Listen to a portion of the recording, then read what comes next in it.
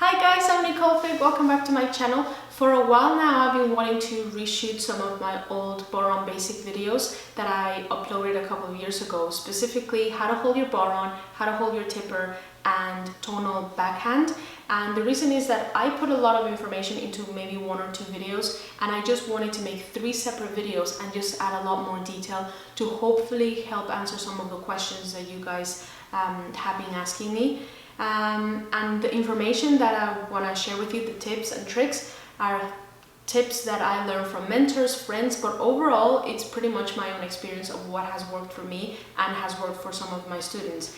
And this may not work for you, or you may find a better way of doing them that suits you best, but hopefully it can give you a little bit of guidance. Maybe you can take some inspiration from them and change them a little bit just to suit whatever it is more comfortable for you, so that you can feel more confident and have more control of the instrument. The more you're comfortable with the instrument, the more in control you will be of the instrument, and therefore you will be able to sit pretty much anywhere and feel comfortable playing. So that means maybe a couch, a recliner, your bed, a stool, maybe even a really kind of uncomfortable chair. You can kind of, the more control and more experience you have, you kind of find ways of adjusting yourself to be able to play. That just comes with time. So if you are a beginner or you're struggling with kind of feeling that you have control of your Bodhrán, I would suggest getting a chair that does not have any arm rests, and that it's a pretty just regular sturdy chair rather than maybe a recliner or your bed or something like that. And another thing that you want to do is make sure that the chair is not really tall. The reason is that if your legs, your thighs are kind of in this angle, when you put the Bodhrán on top, it's going to be very difficult for you to find, like, for it to feel like safe, if that makes sense. So just try to make sure that your thighs are a little bit more kind of 90-degree angle. I'm pretty short, so even on this chair I'm not able to completely, like, my toes, like my feet don't really completely touch the ground, but my thighs are pretty straight, and I feel that I have like a pretty good posture. You can also slide forward on your chair, so that way you kind of feel a little bit more grounded. This may kind of sometimes hurt your back if you don't have like a little bit of the backrest, or you might just not feel comfortable at all. So even if you're sitting a little bit back, just make sure that your thighs are pretty straight and that you have good posture. If you slouch like this, you're gonna find that you have a lot of pain, and just holding the drum overall is gonna be a lot more difficult. But it's the same if you kind of go like this as well. It's gonna be very awkward, and you know, you kind of want to find a neutral, good posture that you feel comfy and that you feel relaxed.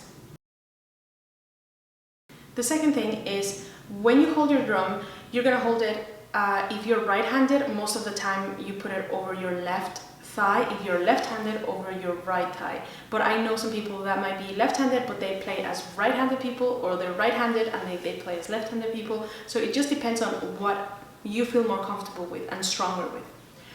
So I'm right-handed, so I'm gonna put it on my left thigh.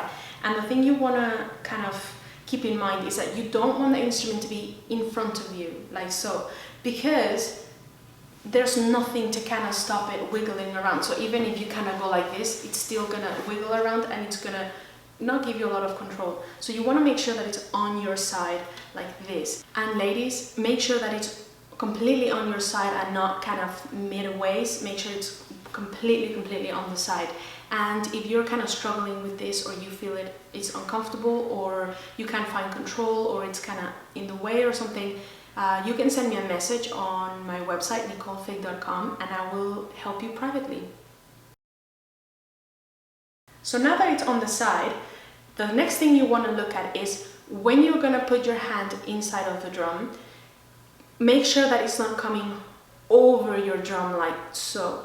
Because if you notice, now what's happening is that like my armpit and my shoulder is kind of resting on top of the drum, and what happens is that you have this. So your shoulder starts going up, and what's going to happen is it's going to give you pain first of all, and then it's going to make it really awkward for you to be able to move. You see that? So we don't want that. So a way to think about it, if you are struggling with kind of going this position first, is start going from underneath and up. So you want to make sure that your shoulders are pretty straight, lined up like this. gets a little bit tricky.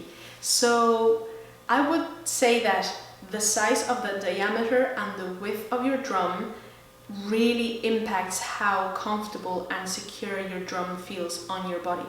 And it also depends, like if you have a huge drum and you're kind of shorter like me, I might have shorter arms and it might feel very uncomfortable. But saying that, a lot of people have different preferences. So you might love a huge drum and you just found a way for it to make it feel really comfy. The same thing, you might have a very small drum and it's super wide and that just feels comfortable for you. So whatever works for you, there's no right or wrong. Oh, if you're this height and if your arms are this long, you need to have this specific drum. Doesn't really work like that. But in my experience, what I found is that sometimes having the rim too shallow is sometimes hard to feel that you have control. But if you have the rim too wide, sometimes it feels like you don't really have a lot of control going up and down for your tonal hand. If you have a cutout, for example, that's another thing. When you have a cutout, in my opinion, some people love them. Some people love the cutout, but I don't find them very comfortable because whenever I move my hand quite a bit for tones, so if I have the cutout here, I feel like it's in my way. Same thing with bars. Some people love having the bars there, but for me, because I play this way, it's very hard for me to be able to move my hand completely to the side if I needed to, because the bar will be in the way. So for me, this size is the best for me. This is a little bit smaller. It's a custom drum. I will be making a video on it later on, but this is a little bit smaller in diameter than the core line, but the width, I believe, is exactly the same. I will link the video that I made on which drum I play, so you can take a look at it. But if you're not in a position of getting a new drum, or you love the drum that you have, or you love the sound, and maybe you just need to tweak a couple of things here and there to make it comfortable and for you to have control of that drum. So this is what has worked for me. So my drum kind of sits in my inner elbow, or this side of my body, this part of my body, and I put it right there, okay, and it's against my ribs. And what I would suggest is do small pulses, like very gently. You don't want to overdo it because you don't want to hurt yourself. If you're very tense, that's just gonna really hurt you in the long run. So you just want very kind of gentle pushes. And the reason why I do that is so that you can start making muscle memory that's where you want the control, instead of having the control with your hands, instead of wanting to hold the drum completely with your hands. And the reason is that if you have control of, like if you put a lot of pressure into one area like this, you can see, because I have the pressure here and the pressure here, is gonna do this, right? Now, if I only put the pressure here and I'm pressing from out to in, it's gonna do that. So you kind of want to have the balance, but pretty much this is the pressure point. And then your hand here is just gonna make sure that it's kind of secure in place. So if you do a little bit of pulses, that might be here, that may be here. Find the way that suits you. If your arm is very long for the drum that you have, you might not be able to use the skin right here, because there might be no way for you to reach that, without it being really awkward and painful. And the same, if you're here, you might just want to use kind of more of the top, So we're kind of adjusting depending on what it feels more comfortable for you. Okay, so now that this is me, that I'm comfortable, I'm going to put my hand down, and it doesn't really matter. Right now we're not concentrating on tonal work. You're just gonna move your hand around. There's not a lot of pressure here, so I'm not tensing up like this. If you notice, everything, you see my shoulders going up. We don't want that. We want relaxed. Everything is controlled, but it's very relaxed. Try to move around. If that doesn't feel good, try it in a different way. Very small movements are going to make a huge difference.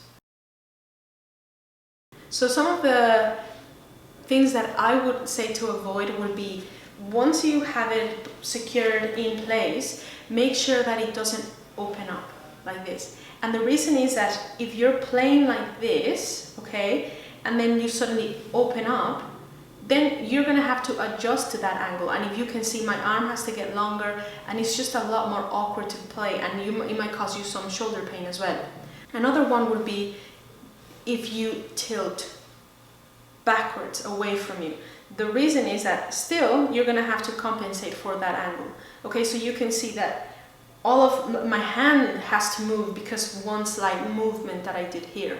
So try to make it to be 90 degrees. If you have it kind of like tilting towards you, or even kind of closing towards you like this, it's a lot better than having it out like that. You can see how much natural that is. It's still you're gonna have to, you know, counterpoint the angle that you have towards you, but that is a little bit more natural than having to do this.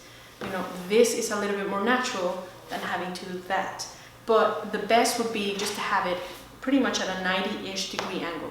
If you have any more questions, or if I missed something, you can comment down below and I can try to comment on that as well. So if other people have the same or similar comment, they could just go and we can kind of support each other of maybe I haven't thought about a problem that you're having, and I would love to help out if I can.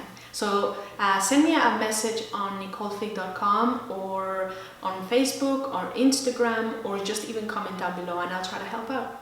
So I hope you enjoyed it, I hope it helped, and I hope you're having a good day. Bye!